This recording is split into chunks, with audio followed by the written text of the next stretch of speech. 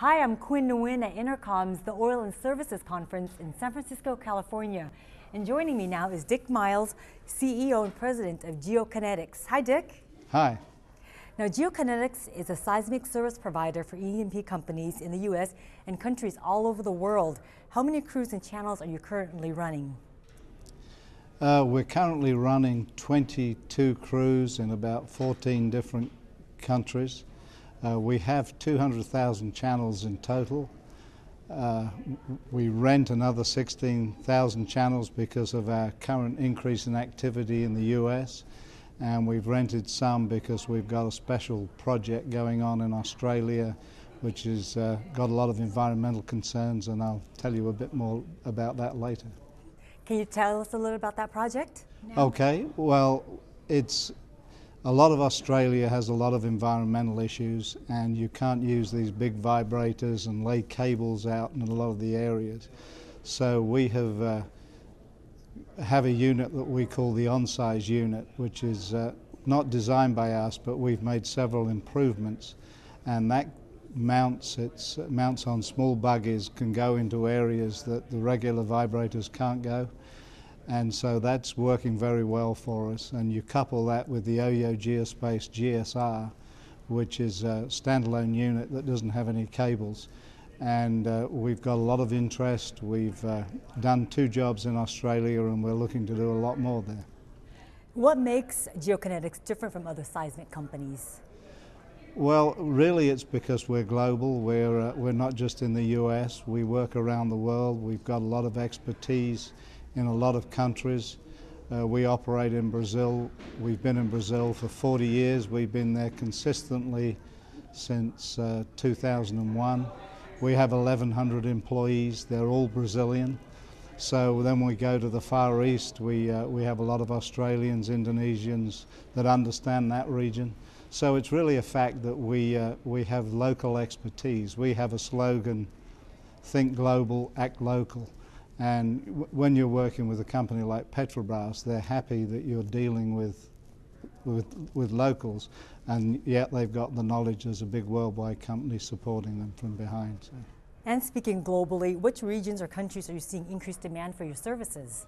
We're seeing a lot of increase in Latin America, particularly Brazil that I just mentioned. They've come out and said that there'll be a 5-fold increase in activity over the next 5 years on land exploration.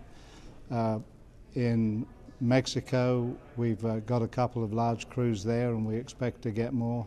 And we're seeing a lot of activity in Australia, in the area I mentioned, and offshore in the shallow water regions. Now, are these areas considered to be the hot international plays?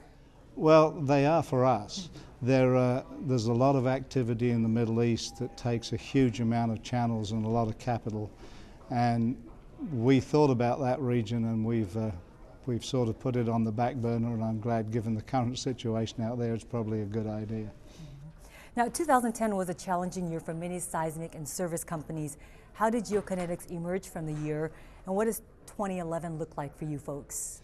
2010 was indeed a very bad experience, for wanting to put it any other way.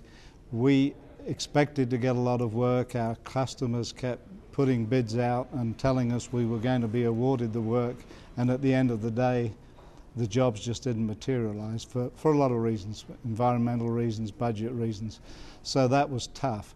During 2010 though, our backlog has steadily increased to where it got to quite a high point at the end of Q3, and we started to execute on that backlog, which is good for 2011, although 2011 has still started a little bit slower than I wanted, mainly because we've got environmental permit issues which are keeping things a bit slower than we wanted them to be. But on the counter side of that, the US market is just a lot more explosive than we anticipated. It almost caught us by surprise in the amount of activity that we see going on in the US right now. So do you expect that to continue for the remainder of 2011? We've got pretty much our order book is full for 2011 in the US, and a lot of that are the shale plays and our multi-client business in the shale plays. So yeah, 2011 in the US I think is going to be really good. Now, you completed the acquisition of PGS Onshore in early 2010. Has that strengthened your company? Absolutely. For the first 6 months, it was people were saying, why did you acquire this company? Because the market didn't cooperate. But now we're beginning to see the success of that. For example, in Pemex, we were awarded a $110 million contract in ocean bottom cable, which we're actually starting this week. And without being combined with PGS, Geokinetics, even with our expertise of ocean bottom cable, wouldn't have got that job. PGS onshore, with their connections with Pemex, wouldn't have got that job. So that was definitely a win-win. The other things PGS gave us is 24-hour operations, high channel count operations in the desert regions of North Africa. We didn't have that expertise. They had crew in Alaska. We didn't have that expertise. And they also brought us a multi-client library, which is all in the conventional gas plays, but we got the infrastructure of the people, which will certainly help us and has helped us in the shale play activity that we've been in since the beginning of 2009. And what else should we know about Geokinetics?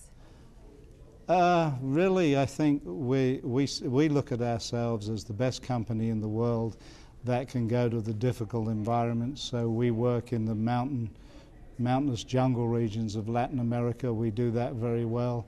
We've got the people scattered around the world in the right locations to where it's easy for us to pick up and continue with our operations and do that successfully. The multi-client investments we're making in the shale plays is another thing that's really helped us. And so those are the main things I think that set us apart from other people. Okay, Dick, thank you for your time here today. Well, thank you. It was a pleasure. Okay, I'm Quinn Nguyen with oilandgas360.com.